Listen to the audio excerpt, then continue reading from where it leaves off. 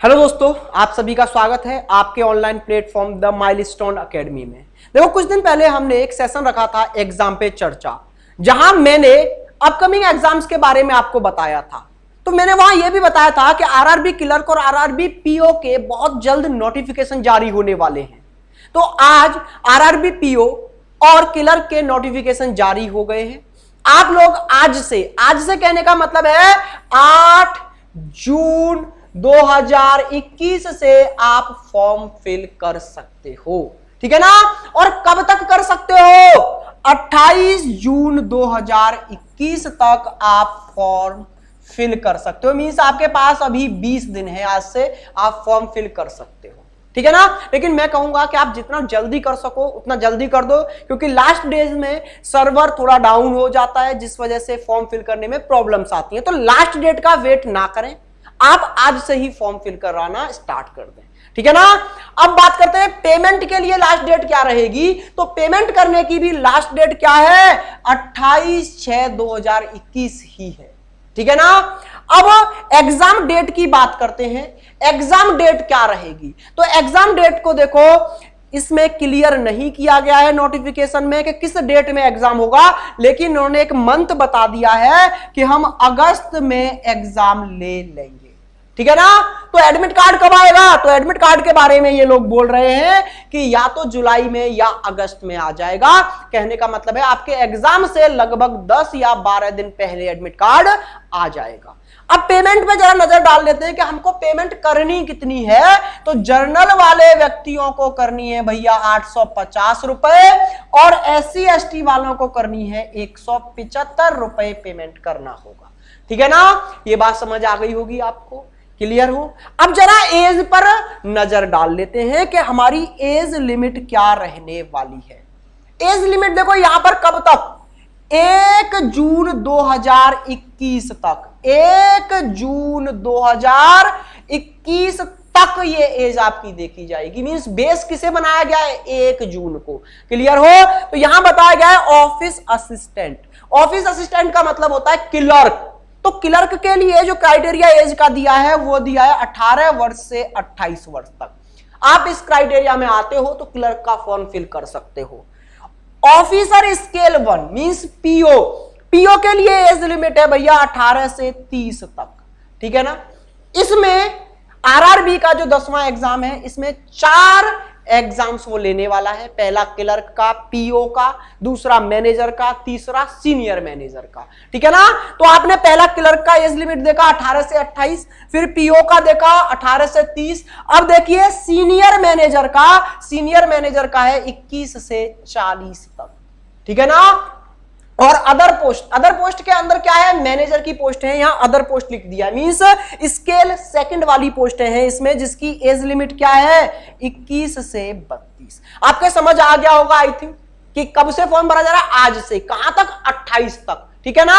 और एग्जाम कब होगा? अगस्त में, क्लियर। एज लिमिट क्लर्क के लिए 18 से 28, पीओ के लिए 18 से 30, और अगर मैनेजर की बात की जाए तो 21 से 32, और सीनियर मैनेजर की बात की जाए तो 21 से 40। क्लियर हो भैया। अब आगे बढ़ते हैं थोड़ा सा, ठीक है ना। ये वही एज के बारे में इसने बताया है कि कहां से कहां तक एज को इंक्लूड किया जाएगा। मींस 1993 से, ठीक है ना, और कहां तक? 163 तक मिनिमम। मींस ये वाली मैक्सिमम, ये वाली मिनिमम एज को क्या किया जाएगा? किसमें? स्केल 1 मींस पीओ में इंक्लूड किया जाएगा। ऐसे क्लर्क का ऊपर बताया है कि कहां से? 2000 से लेके और यहां तक 89 तक आप देख पा रहे हो किसका? ऑफिसर इसके 3rd का है, क्लर्क का नहीं, 3rd का। मींस सीनियर मैनेजर के लिए ये एज लिमिट दी गई है, ठीक है ना। तो एज के बारे में वहां बता दिया गया है, और आपको पहले नोटिफिकेशन में भी सबको एज के बारे में बता दिया गया है। क्लियर हो भैया। अब यहां पे आ जाइए, कुछ बच्चों को एजुकेशन को लेकर डाउट्स रहते हैं, ठीक है, कि हमारा तो ग्रेजुएशन कंप्लीट नहीं हुआ है अभी, या फिर हम तो 12th किए हुए हैं, क्या हम फॉर्म फिल कर सकते हैं? ग्रेजुएशन जिनका कंप्लीट नहीं होता वो बोलते हैं अपियरिंग वाले कर सकते हैं कि नहीं कर सकते हैं। तो यहां पर बड़ा ही क्लियर साफ साफ नोट डाल के एक बात कही गई है, ठीक है। ये सारी एलिजिबिलिटी बताई गई है कि आपको क्लर्क के लिए क्या होना चाहिए और पीओ के लिए क्या होना चाहिए, लेकिन सबके बाद में एक नोट डाला गया है जो आपको समझना है, और उस नोट में क्या बोला गया है कि आपकी ग्रेजुएशन का रिजल्ट 28/6/2021 तक आ जाना चाहिए। इसका मतलब है जब आप फॉर्म फिल करने की लास्ट डेट पर हो तब तक आपका क्या आ जाना चाहिए, रिजल्ट ग्रेजुएशन का आ जाना चाहिए। इसका मतलब है अपियरिंग वाले फिल नहीं कर सकते। तो देखिए भैया, क्लर्क के लिए भी बैचलर डिग्री चाहिए, मींस आप ग्रेजुएट होने चाहिए, ठीक है। स्केल 1 के लिए भी बैचलर डिग्री तो चाहिए, मींस 12th वाले भी फॉर्म फिल नहीं कर सकते। यहां क्लर्क का भी ग्रेजुएशन आपको चाहिए, और अपियरिंग वाले भी नहीं भर सकते, ठीक है ना। कंप्लीट ग्रेजुएशन चाहिए। क्लियर हो भैया? आगे बढ़ते हैं और आगे समझते हैं इसका पैटर्न क्या है, एग्जाम कैसे कंडक्ट कराएगा। तो देखो, हम लोग क्लर्क का और पीओ का समझ लेते हैं कि प्री एग्जाम क्या होगा। तो मैं बता रहा था कि जिनकी लैंग्वेज कमजोर है, चाहे वो इंग्लिश चाहे वो हिंदी हो, उनके लिए इससे बेस्ट कोई भी जॉब नहीं है, ठीक है ना। क्यों? क्योंकि यहां पर प्री में सिर्फ 2 सब्जेक्ट देखने को मिलेंगे, मैथ और रीजनिंग, ठीक है ना। और मेंस में जाके आपको लैंग्वेज चुनने की क्या दे दी जाएगी, छूट, कि आप इंग्लिश और हिंदी में से अपनी मर्जी से कोई सी भी एक लैंग्वेज चुन सकते हैं। तो जिनकी इंग्लिश कमजोर है वो हिंदी चुने, और जिनकी हिंदी कमजोर है वो इंग्लिश चुन ले, ठीक है ना। तो इससे अच्छी कोई जॉब नहीं हो सकती जिनका मैथ और रीजनिंग अच्छा है और लैंग्वेज थोड़ी सी कमजोर है। खासकर यूपी बोर्ड वाले बच्चे क्या इंग्लिश से डर जाते हो और मैथ और रीजनिंग आपका अच्छा होता है, तो आपके ही लिए ये जॉब है, ये समझ के आप आज से तैयारी करें, ठीक है ना। अब समझिए कि प्री एग्जाम में क्या होने वाला है कि रीजनिंग आएगी जिसके नंबर ऑफ क्वेश्चंस आएंगे 40, और 40 ही नंबर के आएंगे, मींस एक क्वेश्चन 1 नंबर का रहेगा। मैथ के 40 क्वेश्चन आएंगे और 40 ही नंबर के होंगे, मींस मैथ और रीजनिंग मिलाकर 80 क्वेश्चन आएंगे और 80 ही नंबर के होंगे। और इसके लिए टाइम आपको दिया जाएगा 45 मिनट का। देखिए भैया, बैंक में स्पीड चाहिए होती है, मींस 80 क्वेश्चन 45 मिनट में आपको करने हैं, ठीक है। तो डरना नहीं है, आराम से हो जाएंगे, बस आप स्पीड पे वर्क करते रहना, ठीक है ना। स्पीड पे वर्क करो, क्वेश्चंस का लेवल बहुत ज्यादा टफ नहीं आता है, आपको स्पीड पे वर्क करना है, ठीक है ना। चलिए भाई, सेम पैटर्न किसका है, पीओ का है, कि 40 रीजनिंग के क्वेश्चन 40 नंबर के, 40 मैथ के क्वेश्चन 40 नंबर के, मींस 80 क्वेश्चन 80 नंबर के और 45 मिनट में आपको करने होंगे। तो प्री में आपको सिर्फ रीजनिंग और मैथ ही देखने को मिलेगा। अब मेंस की बात कर लेते हैं। तो क्लर्क का जो मेंस रहेगा उसमें रीजनिंग आएगी, 40 क्वेश्चन आएंगे 50 नंबर के। कंप्यूटर आएगा, 40 क्वेश्चन आएंगे 20 नंबर के।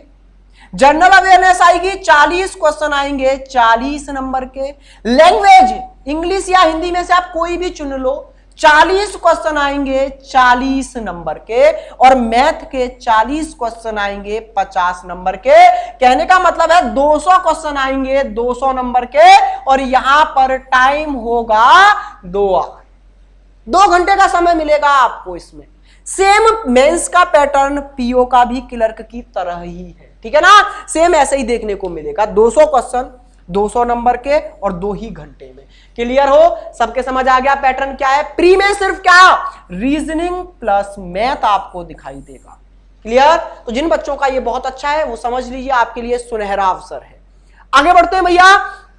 अब जरा इसने एक टेंटेटिव क्या शेड्यूल जारी किया है, उस पर नजर डाल लो।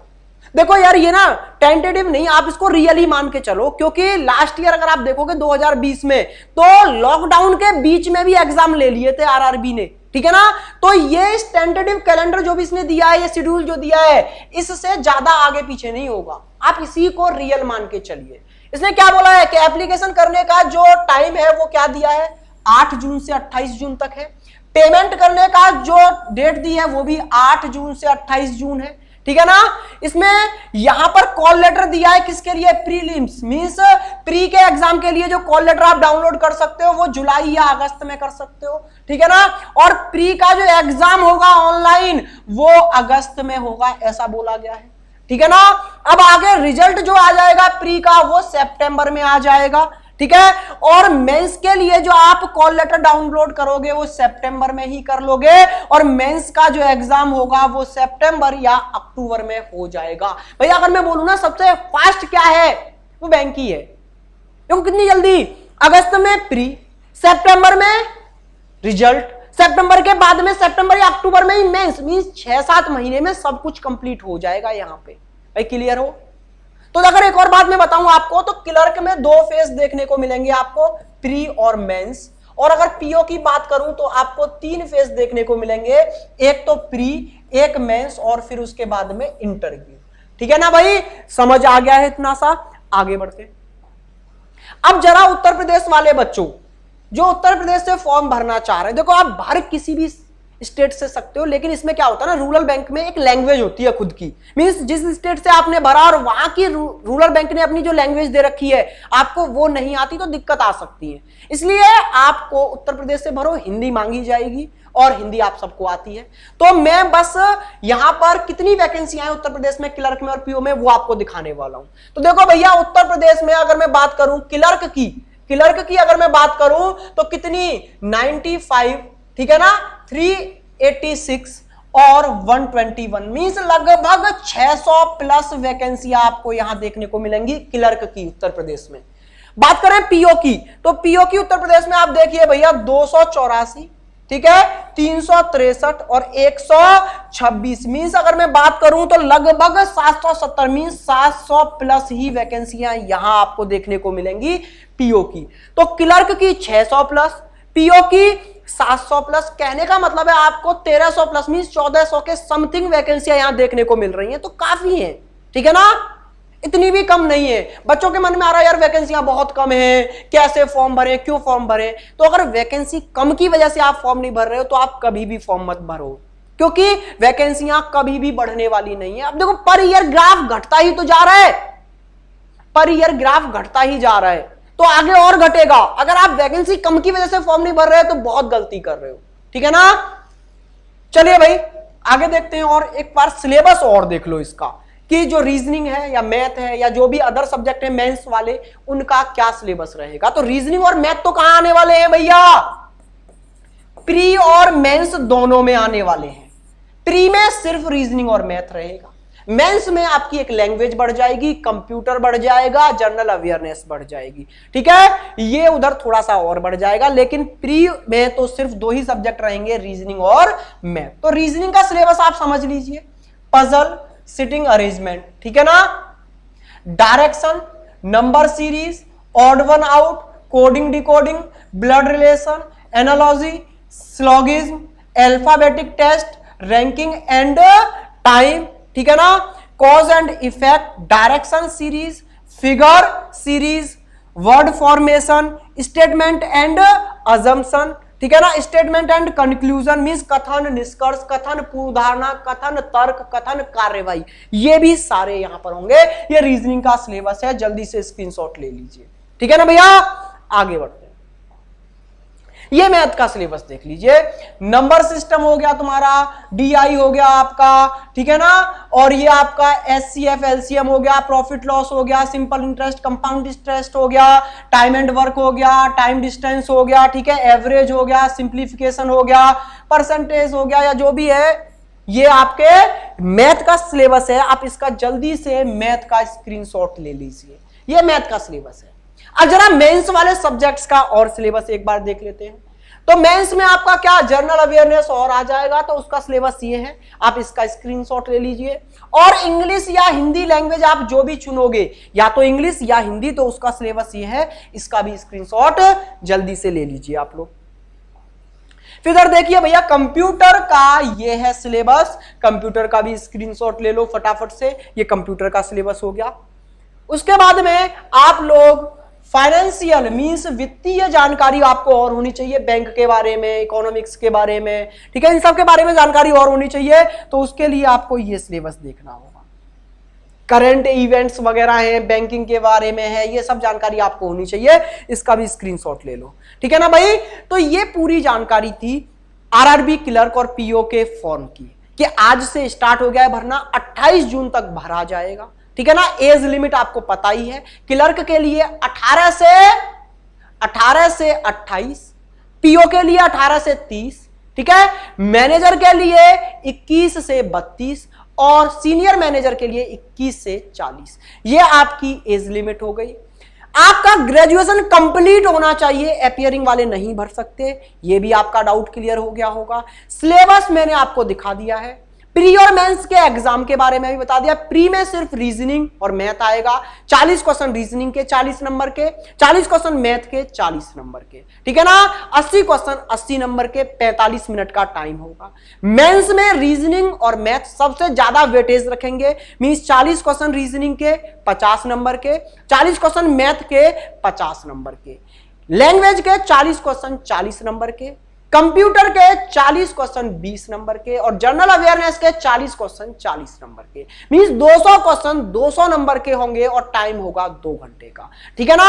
अब बात की जाए एग्जाम डेट की, तो अगस्त में एग्जाम डेट है आपकी, अगस्त में एग्जाम होना है। क्लियर है, सबके समझ आ गया होगा आई थिंक। अब जल्दी से आज ही जाके फॉर्म भर दो। अब देखो, अगर मैं आपको बोलूं तो मोटा मोटा आपके पास में भैया 2 महीने का टाइम तो है, जून है और जुलाई है, अगस्त में एग्जाम होगा, तो आपके पास में 60 दिन है। अगर आप अभी भी जीरो पर हो ना, जीरो पर हो, कहने का मतलब है अभी आपकी तैयारी बिल्कुल नहीं, आप जीरो पर हो, तो भी अगर आप 60 दिन मेहनत से पढ़ जाओगे तो एग्जाम क्लियर कर जाओगे। ये मैं अपनी गारंटी और एक्सपीरियंस से बता रहा हूं, ठीक है ना।